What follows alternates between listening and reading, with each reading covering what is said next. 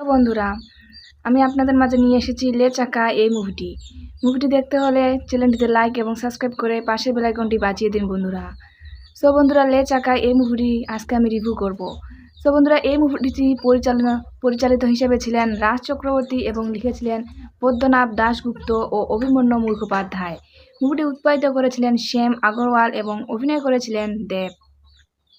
তো বন্ধুরা, মুভিটি মুক্তির তারিখ ছিল 10 জুন 2010 এবং সময় চলমান ছিল 1 ঘন্টা 34 মিনিট 5 সেকেন্ড। দেশ ছিল ভারত এবং ভাষা ছিল বাংলা। তো বন্ধুরা, লে চাকা মুভিটি 2009 এর পরে দেব এবং রাজ চক্রবর্তীর মধ্যে দ্বিতীয় সহযোগিতা। ছবিটি দর্শকের কাছ থেকে ইতিবাচক পর্যালোচনা পেয়েছে।